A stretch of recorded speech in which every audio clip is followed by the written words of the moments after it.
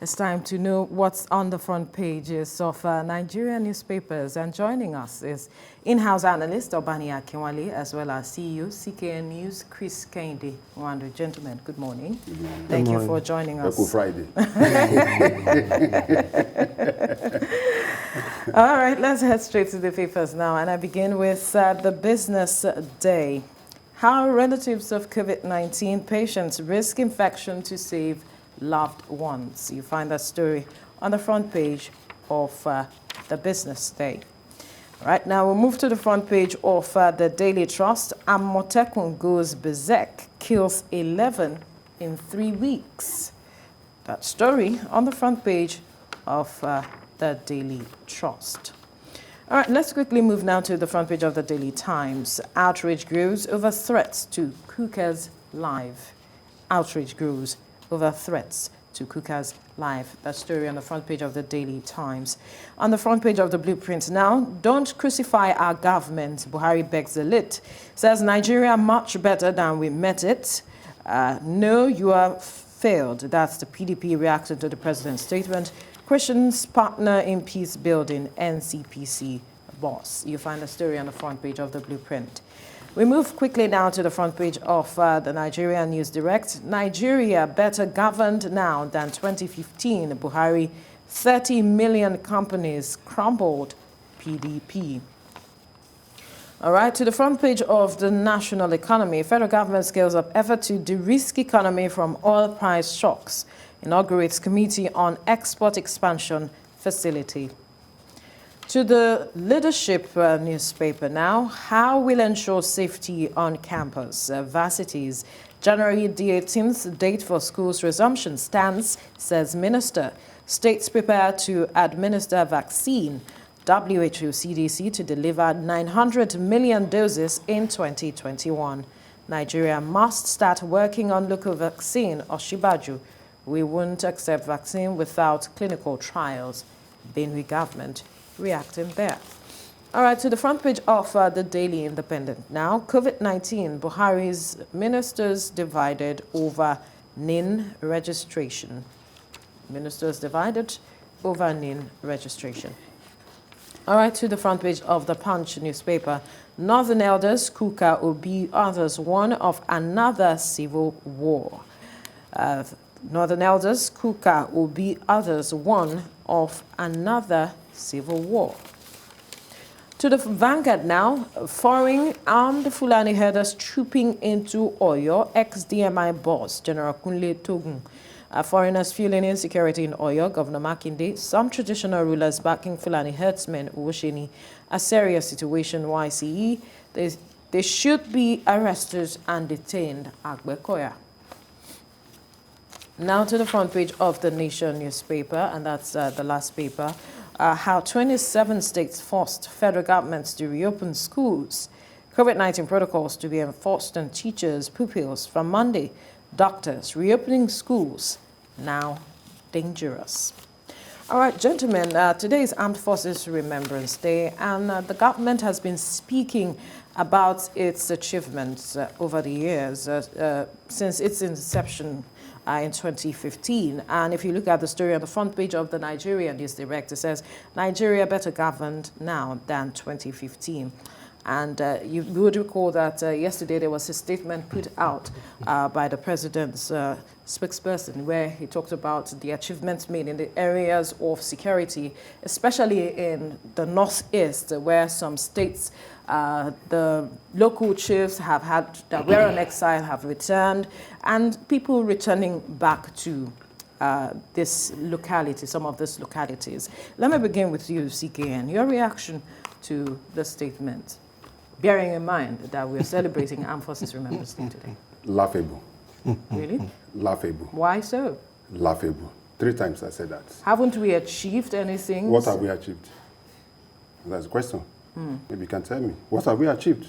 You saw, I'm sure you read that statement. I did. Yeah. And I continue to wonder whether it was actually the president that said that, or his speechwriters, or his spokespersons.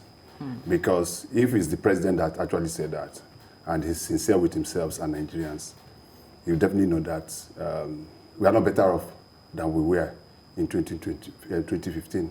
Is it the economy? Is it in terms of security? Is it in terms of employment? Is it in terms of social welfare? Is it in terms of electricity tariff? Is it in terms of prices of goods and services? Name it, in all sphere. I don't think we are better. The president have tried his best. Don't forget, in 2015, people were practically fed up with PDP. And we felt that the change mantra was a palatable phrase that was going to change everything in Nigeria. But the question we didn't ask is what type of change, because there are changes and there are changes and changes. Right. So we didn't ask the right question, what kind of thing. So we took everything that the APC and the federal and the President Buhari promised us, just like that, and we ran with it because of the person talking. Because across board, over the years, he has been able to prove to Nigerians that he has the capacity to be able to deliver on certain things. But we didn't know that there has been a total change of the person that agreed to bring that change. And so I totally disagree with the federal government. You know, the problem is that when you're in Aso Rock, when you enter Aso Rock, even as a cleaner, you don't feel what goes around you any longer. And even a former spokesman of a president said it, that there's something in Aso Rock that makes people change immediately they get there. So I totally disagree. Everybody is saying it. It's not just, this is not being partisan in any way. We are Nigerians. We are the ones wearing the shoes. We are first Nigerians. We are the ones wearing the shoe, and we know where it pitches us most. You cannot move. Let's even look at security that they're talking about. Let any of those media aides drive personally, without any escort, drive from Abuja to Kaduna, just that short distance, and drive back. Then I know what to say. Tell them. But we are not getting there at all. All right. Perhaps Obani has a different perspective to what you have just said. Well, let's hear his perspective to it. You know, I want to thank Mr. President for today's Army Remembrance Day, and you and I agree that the country is tensed, and you know, federal government has cancelled all social gathering, and if the online comedians are unable to crack us up, I think the information we always have is that Baba is good at throwing jokes, and it's part of releasing the stress of the pandemic, of the hike we have. So I'm just sure President Buhari is just trying to play with us like they used to stay. First, let me congratulate our military for doing a wonderful job, putting their life on line for all of us. But for President to come out and said, we have governed better than 2015, what are the parameters? Okay, maybe they are telling him that in 2015, before he came to office, the military headquarters in Abuja has barricade. Boko Haram was attacking close to Abuja. Boko Haram was flagging 27 local governments. But let's ask ourselves now, how many local governments is bandit and their colleagues holding flag? Let's ask ourselves, how many roads can you ply in Nigeria today at 10 o'clock and you feel safe? Let's ask ourselves this kind of question. Even the villa, the wife of the president is crying out at the point in time. You will recall there's a video where the wife of the president and his cousins were fighting. So I'm not sure we have all those dramas during President Jonathan's where you have the wife of the president coming out and said, my husband, family are chasing me. So for me, I feel President Buhari just felt that the military has done a good job, so far so good, and he needs to crack them up. That is why he's coming up. But haven't they done a good job over there? Yeah, they have done a good job, and you agree with me. You agree with me that the salary of the workers remain at what it is, and even some states have cut it back to 18,000.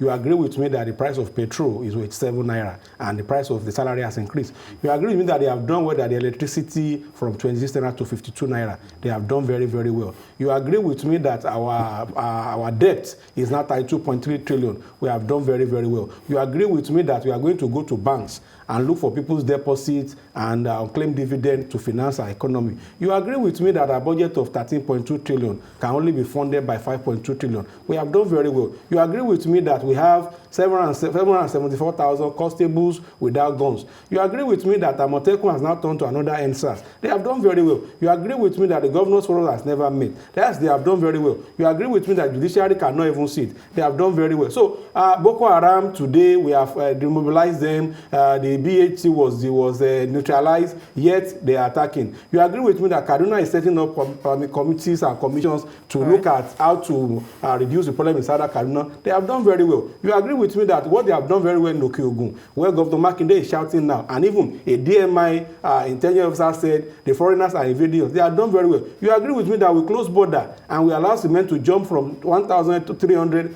to 3,700. They have done very well. You agree with me that over 33 million Nigerians thrown to jobless world. They have done very well. So, like I said, Alibabas of this world, AYs of this world, Bovi of this world have been taken out of their job. And the pandemic is there. We have done very well. All hospitals cannot give oxygen. We have done very well. It takes 10 million to take a cylinder of oxygen in private hospital. Right. Yes, they have done very well. They have done very well. The wife of the president has to travel abroad for medical treatment. Even his son, when he had accident, has to travel abroad for medical. They have done very well. The heads of Mr. President needs to be calling their friends abroad to help them when they have COVID, when others cannot do. They have done very well. The vice president, former president of the country, have to get out to Dubai to go and get vaccine, and so we have a population of 200 million, and we are asking for 100,000 vaccine. We have done extremely very, very well. Powerful. And Nigeria is not even in recession. Nigerians are going through depression. So you ask yourself, how have we done? President Buhari is doing a great job in throwing humors or throwing, I don't want to use uncalled word on our faces, but if the president look inside, even in the villa, they have not done very well. Even in the villa. Talk less of local government, state, and areas. You see people, and an average Nigerian person is an hungry Nigerian person. Before you come up with some argument, people blood are already boiling. And the president will now come, even the military, they are asking for military hardware. The boys are dying in the bush. The people, the tanks, the RPG are being launched at them. We have done very well. Right. 774 jobs, the House of Assembly, federal government are fighting over it. We have done very well. The vice president has turned to SA on economic sustainable plan. We have done very well. It is governance. So if you look at all this, I know there's so much. There are a lot of them they have done, and we need to tell the world that indeed this president has done very, very well by importing 100,000 vaccine and going to give a state like Lagos 3,000 plus. Now. We have done very well. All right, because I know there's so much lined up that you really want to add to this list, of course. But perhaps this is just an evaluation of how do we move forward from here, from the list that NI has obviously reeled out. There's so much that has to be looked at, perhaps improved upon for us to move from here. Because some persons, this is the Armed Forces Remembrance Day, and some persons are also saying that perhaps we haven't learned from the lessons of the war we had in 1967, and we need to move forward. The president himself, I've always said that our unity is not negotiable. If all of these things that he has reeled out is perhaps widening the gaps and our fault lines, how do we move from here right now? Touching on what all he has mentioned. The problem is that the president has divided us more than he should. And that is in what ways? Several ways. Appointments, the level of nepotism, even within the military hierarchy. There have been a cry and huge cry that there's a lot of imbalance between the South and the North. Even from the North, someone like Reverend Matthew Kuka, who is a Northerner. Most people believe that because it's Matthew Kuka, they feel the man is from South. He's not a Southerner, he's from the North. So for those that are criticizing that you should leave Sokoto and go, the man is a Northerner, he's not a Southerner. I think we should get that clear. So many other people have raised issues bordering on issue of nepotism and the rest of it. Colonel Umar, retired, several times have come out to talk about it. Former President Olusegun Obasanjo, like him or hate him, had come out to say it. Arewa Youth Forum, also from the North, I'm just keeping myself towards the axis. I've come out several times to say, oh, guy, you are not doing well. And so many other. So for me, it is, I think this should be a time for the president to really sit back. And the worst assessment you can make in life is assessing yourself. If you go to school, the teacher will give you, he will give you examination. You will take that exam. It is the teacher that will mark. Vero, you will not mark your script. Of course I can't. That is what the government is doing.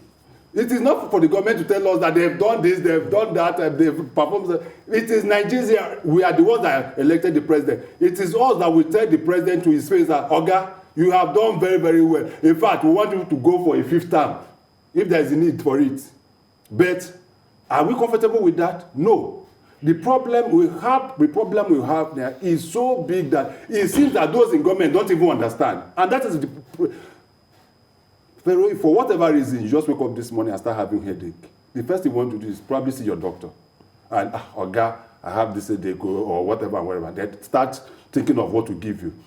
But if you stay in self-denial, I know you are not feeling fine, and you are having malaria, and it's even moving to typhoid, and you are pretending that, oh, I'm okay. For goodness sake, you might want to just walk that, just get to the gate of TVC and collapse, and that's it. The problem is that the government, propaganda, yes, is part of governance, but there's light has its limits. It has its bus stop. Because there's a point where you continue telling lies, and there's nothing again to say. When you move people to the wall and they have no other place to get to, the fact is that so that is the issue. Let's take, for example, even the easiest, the smallest of things that the average Nigerian is, what do we need? Nigerians don't ask for too much. Good roads, water, electricity, hospital. Is there anything? Government across the world are sharing money. US now want to share $2,000 to each of free. They've shared 5,000 before. We're never saying they should share anything. Our own is collecting. Our own they'll be collecting. Even from the little that we don't have, they will collect from us. The issue now is how do we move from here? Of course. The basic is that, first and foremost, let us take it one by one. First and foremost, we have to look at economy. The government is not running through on the economy. That is key. Economy also means the power sector. Because to be able to drive the power sector, every other sphere of the economy will move. But what are we doing? We are increasing tariff. You are killing the SMEs. Because by the time you increase tariff by 100%, what you are telling the average vulcanizer or the woman that is sewing and whatever is that, pack up your business. Because he cannot afford, because there's no electricity. He has been powering this thing. Then you are not increasing. So you are killing the SMEs. And across the globe, the SMEs drive the economy. So but if you kill the SME, which is what we are doing, that's Gobe. All right, Ni, your perspective to that quickly before we move on. Like I said earlier, I said the president is just trying to crack jokes. And, sometimes when they are bereft of idea, they want to throw it out and try and do X-ray of how they are performing. So if we need to move forward now. So if we need to move forward, first of all, President Buhari came to power with 3 things on his agenda: security, economy, and corruption. Are we secure in Nigeria today? No. Do we have enough number of police per local government, per state, per divisional unit? No. Do we have enough personnel? Are they well remunerated? No. Do we have enough immigration officers, military officers, paramilitaries to patrol our borders and national security? No. We have not done well.